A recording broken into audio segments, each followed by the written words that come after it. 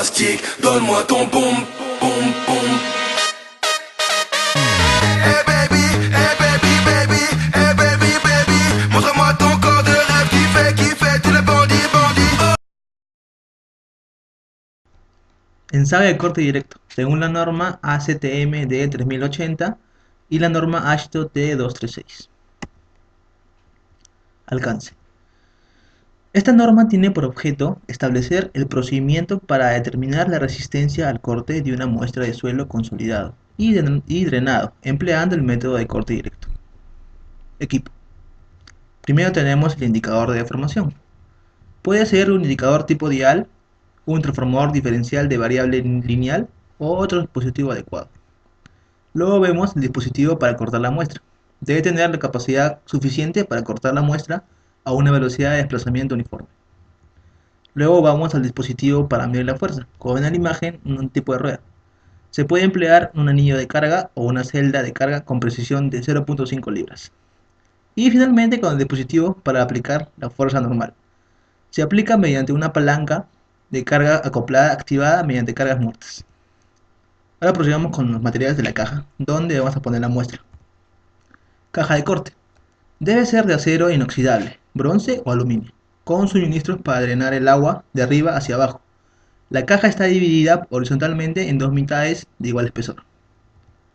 Luego el anillo cortante, adecuado para tallar las muestras de acuerdo con la dimensión interior de la caja de corte con un mínimo de alteración. Contenedor de la caja de corte. Como se observa en la imagen, proporciona una reacción contra la una mitad de la caja de corte, la cual es libre de moverse coincidentemente con la fuerza de corte aplicada. Piedras porosas.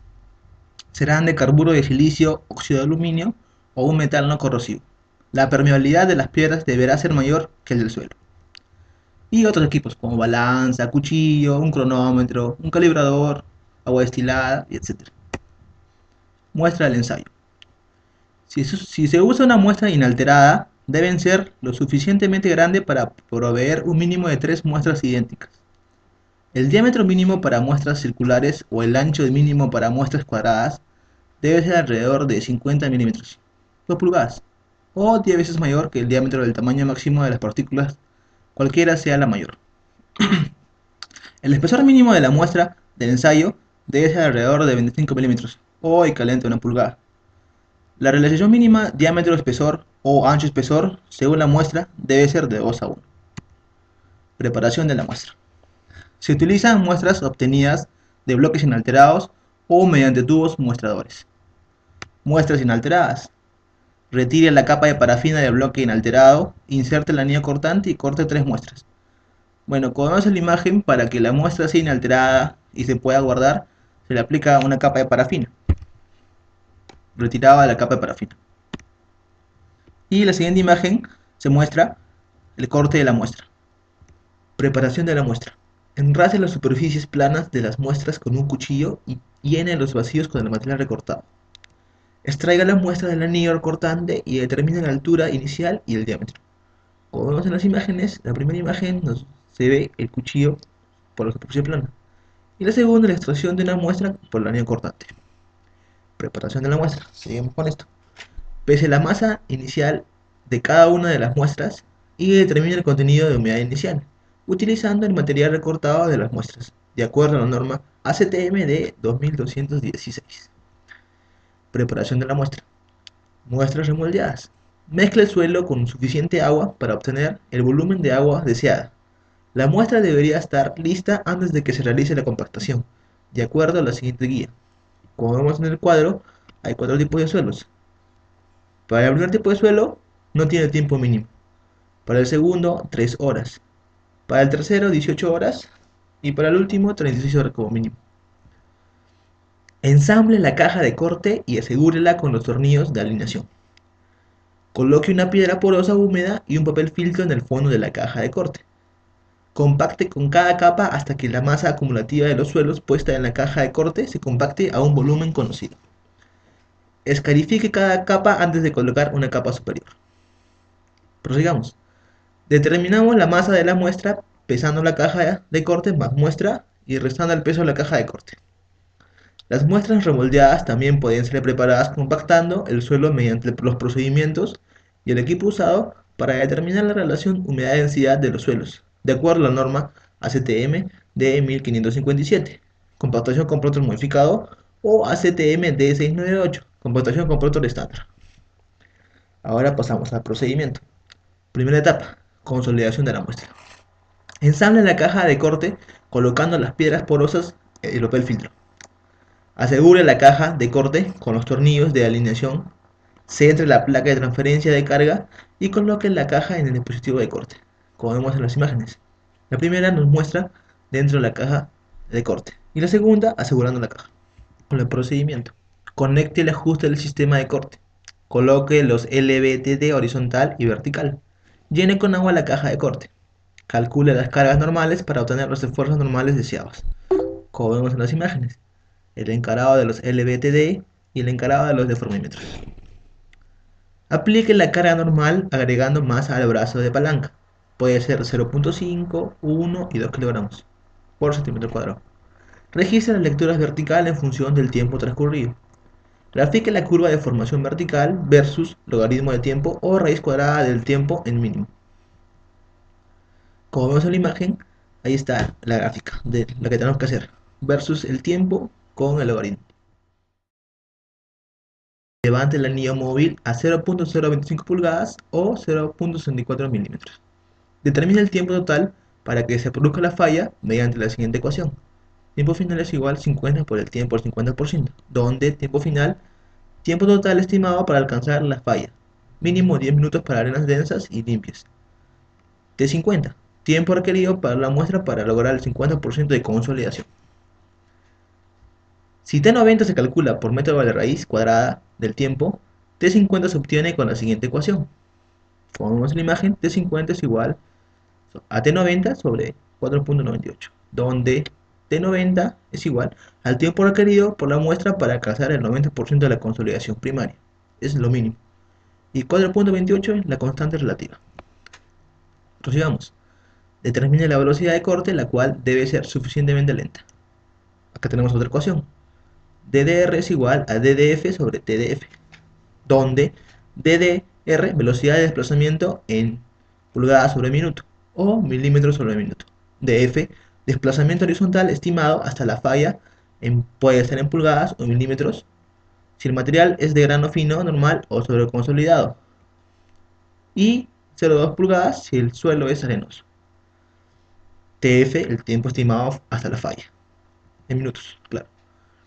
Procedimientos, la segunda etapa, corte de la muestra. Inicie el corte de la muestra aplicando la velocidad Q calculada. Registre las lecturas de deformación vertical, horizontal y la celda de carga e intervalos de desplazamiento horizontal igual o menor que el 2% del diámetro de la muestra. Continúe cortando la muestra hasta cuando actúe la máxima resistencia al corte. Luego de alcanzar la falla, desarme el equipo quitando los LVDT, las pesas y luego la caja de corte. Si observan las imágenes, tenemos ahí cuando se quitan los LVTD y retirada de la caja de corte. Retire la muestra de la caja de corte, pese su masa y determine el contenido de humedad según la norma ACTM de 2216. Luego se procede a realizar dos ensayos adicionales, simplemente para comprobar esto. Cálculos. Determina el esfuerzo cortante como sigue. El esfuerzo cortante es igual a la fuerza entre área, donde T es fuerza cortante, libras sobre pulgada al cuadrado o kilopascales. F, fuerza de corte, libras o newton, que se calcula como sigue. La fórmula de esfuerzo cortante es igual a fuerza entre área, donde T es el esfuerzo cortante. Puede estar libras entre pulgada al cuadrado o kilopascales. F, fuerza de corte, libras o newton, que se calcula como sigue. F también vendría a ser igual a la lectura del deformímetro de carga por la constante del anillo de carga. Y área, el área inicial de la muestra, pueden estar en pulgadas al cuadrado o milímetros al cuadrado.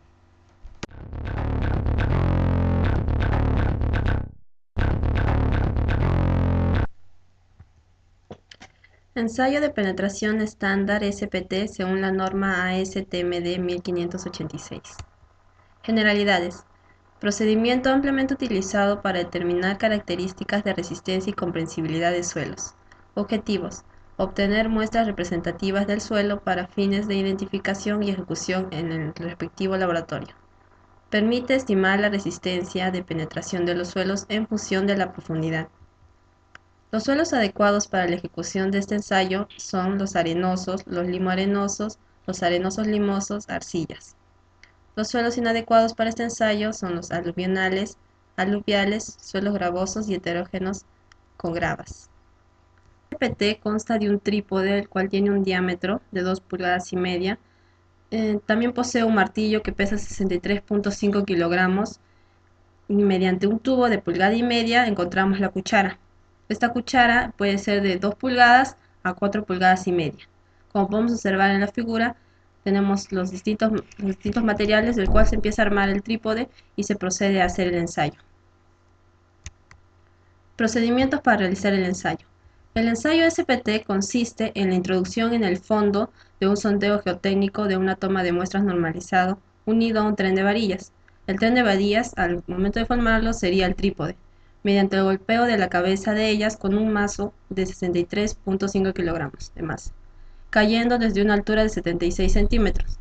El número de golpes para penetrar los 30 centímetros se denominará como la resistencia a la penetración estándar o N. En caso de alcanzar los 50 golpes durante el ensayo, esto se rechazará. Para recuperar las muestras al nivel de profundidad que usted determine, solamente tendrá que girar dicha toma de muestras para arrancarla del terreno y se eleva a continuación. Según los ensayos que se vaya a realizar, se parafinará para evitar cambios de humedad. Se recomienda que las muestras recuperadas del suelo se introduzcan en unos recipientes herméticos en los que se fijarán unas etiquetas donde mencionen localización, denominación del soldeo, fecha, número de muestras, profundidad del ensayo, resistencia a la compresión del terreno. Evaluación de la compacidad relativa y resistencia de los suelos cohesivos. En este cuadro podemos observar la compacidad relativa de la arena, según el número de golpes del SPT. Si es de 0 a 4 es muy suelta, si es de 5 a 10 es suelta, si es de 11 a 20 firme, si es de 21 a 30 muy firme, si es de 31 a 50 densa y si es de más de 50 es muy densa. También podemos observar el siguiente cuadro, el cual nos muestra la resistencia de los suelos cohesivos. Según el número de golpes del SPT, si es mayor a 2, sería muy blanda, si es de 2 a 4, blanda, si es de 4 a 8, media, si es de 8 a 15, firme, si es de 15 a 30 es muy firme, y si es de mayor a 30 es dura. Relaciones entre el número de golpes N y la consistencia de las arcillas. Arcilla. El coactuante N entre 8 según Terzaghi, la arcilla limosa, el coactuante N entre 5 según Terzaghi-Peck, la arcilla arenolimosa, el coactuante N entre 8 según Terzaghi-Peck, y para todas las arcillas el coactuante es 1,33 N según Gravo. Cálculos. Como podemos observar en este ejemplo, tenemos una calicata A de 15 metros de profundidad. En la primera fase observamos el N, que vendría a ser el número de golpes, el G, que es la presión efectiva por sobrecarga, el CN, que es el factor de corrección, en la carga corregida, el N, que es el número de golpes medio, y el cimiento cuadrado. Como podemos observar, tenemos distintas relaciones empíricas para el factor de corrección. En la anterior diapositiva teníamos los siguientes valores. N son los golpes anotados en campo, G es la presión efectiva por sobrecarga, el cual tiene una fórmula que es la altura por el peso específico, Cn es el factor de corrección, Cc es el corregido, son los golpes corregidos, que también tiene una fórmula que es Cn por N, el número de golpes, N medio, que es el golpe mínimo adaptado, y el Q admisible. Una vez calculado el N corregido, entonces tendremos que calcular el ángulo de rozamiento interno. Este vendría a estar dado en grados. El ángulo vendría a ser igual a 15 más la raíz de 20 por el N corregido. Seguiremos calculando la cohesión según Mohr en kilogramos sobre centímetros cuadrados, que vendría a ser C igual a 0,22 por el logaritmo natural de N corregido por 0,40. En las siguientes fotografías podremos observar el ensayo SPT dado en campo.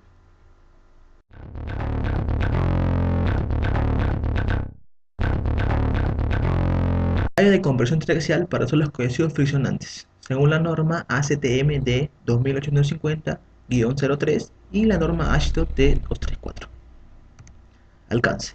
Esta norma tiene como objetivo determinar la resistencia al esfuerzo cortante y la relación esfuerzo-deformación de una muestra cilíndrica de suelo cohesivo inalterada o remoldeada. Equipo. Vemos la imagen. Dispositivo para medir la carga axial. Puede ser un anillo de carga o una celda de carga. Pistón de carga axial. Pistón pasante a través de la parte superior de la cámara. Dispositivo de carga axial. Puede ser un gato de tornillo accionado por un motor eléctrico. Y la cámara de compresión triaxial. Consiste en una placa base superior separadas por un cilindro capaz de resistir la presión aplicada. Procedamos con el equipo. Dial de deformación axial. Debe tener una sensibilidad de 0.001 pulgadas y un recorrido mínimo de 20% de la altura de la muestra. Tapa y base de la muestra.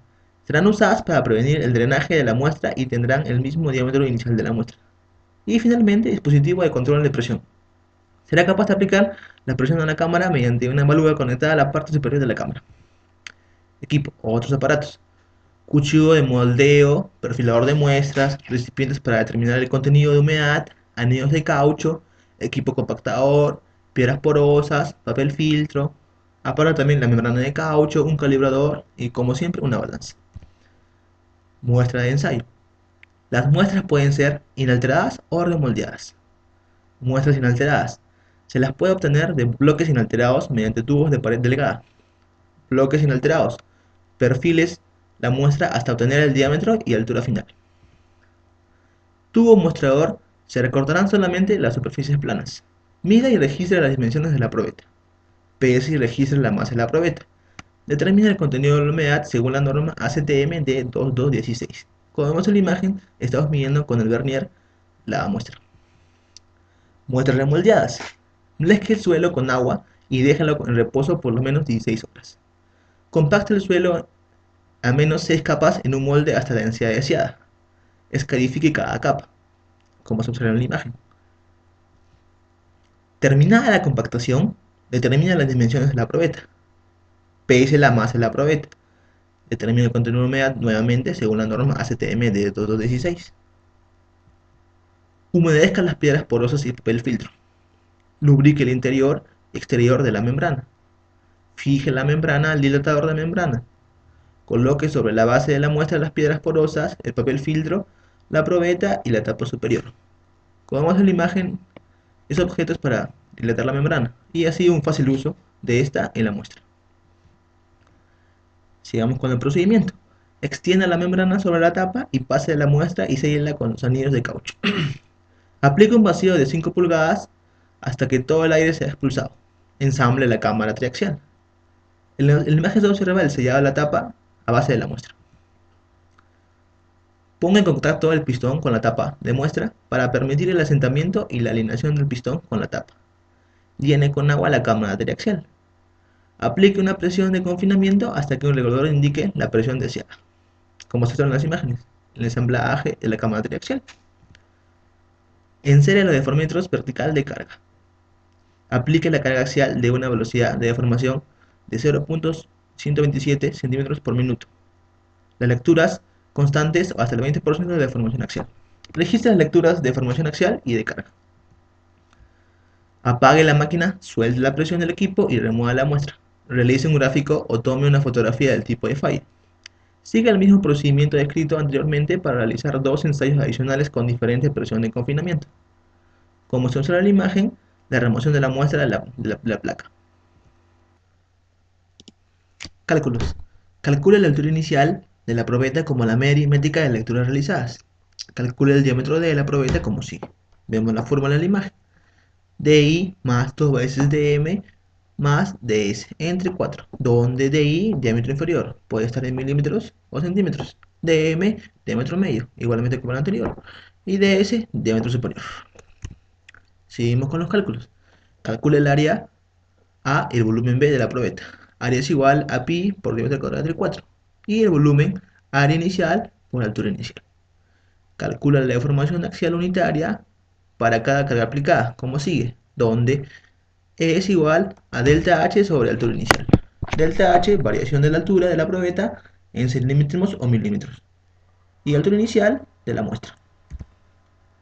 Calcule el área corregida para cada aplicación de carga como sigue, donde A es igual a área inicial sobre 1 menos C.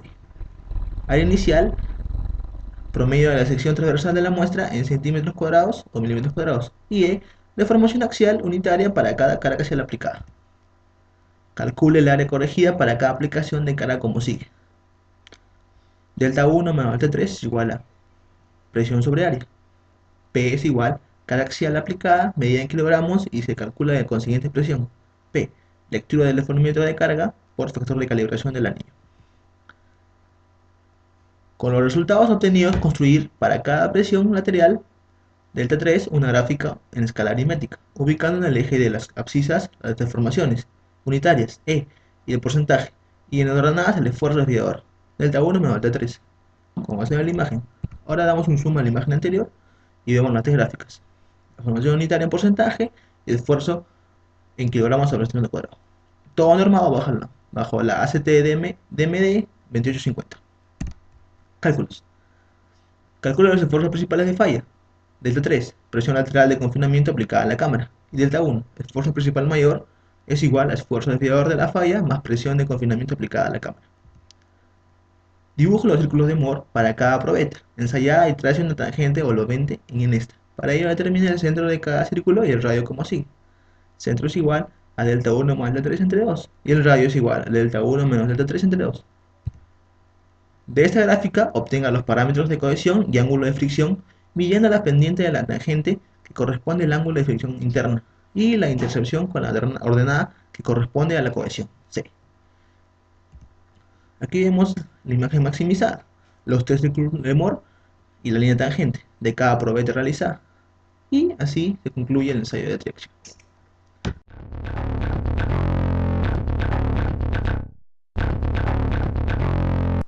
Ensayo de carga en placa según AASHTO T222-81. Generalidades. Los ensayos de carga permiten determinar las características de resistencia y deformación de un terreno. Consiste en colocar una placa sobre un suelo natural y aplicar una serie de cargas y medir las deformaciones. El resultado de este ensayo se representa en un diagrama tensión-deformación. Objetivos. Obtención de la capacidad de carga del suelo para un asentamiento determinado. La determinación del módulo de reacción o coeficiente de balasto, la determinación de las características de la curva contra deformación del suelo y la obtención del coeficiente de elasticidad del suelo. Equipo necesario.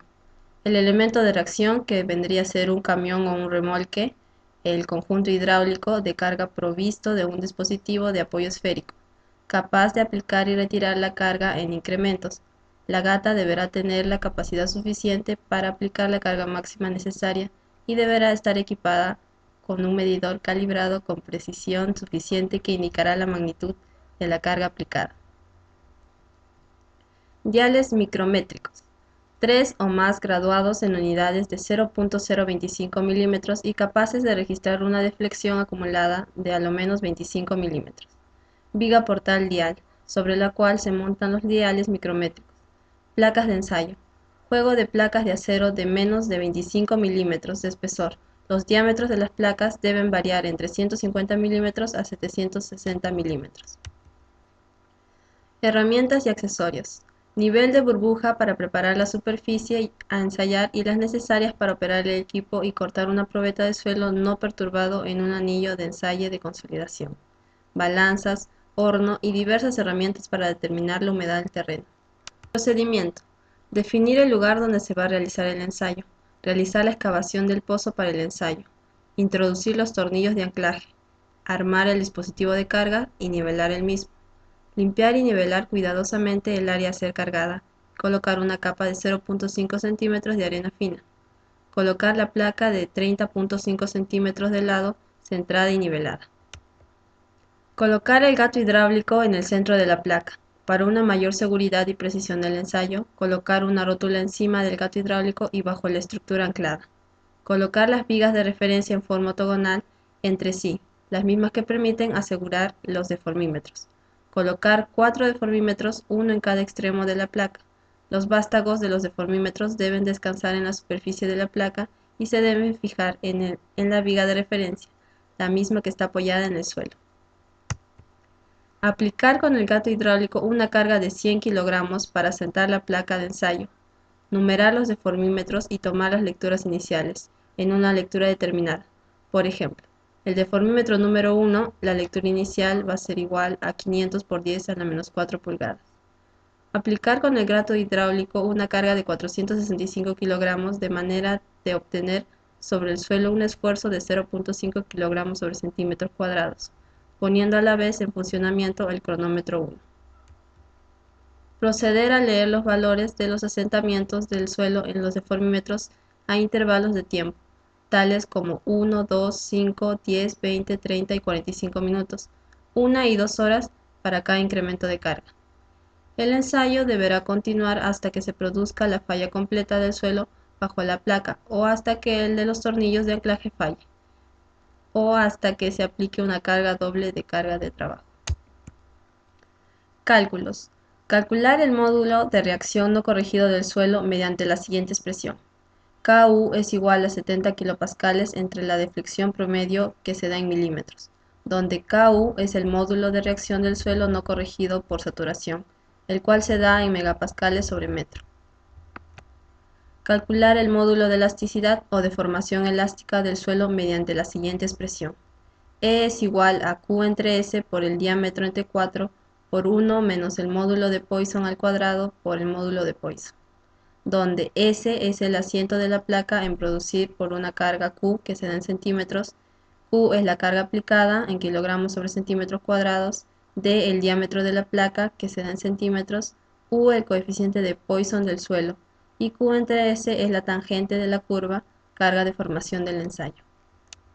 En el siguiente cuadro de resumen podremos observar los resultados de las lecturas de 3 diales.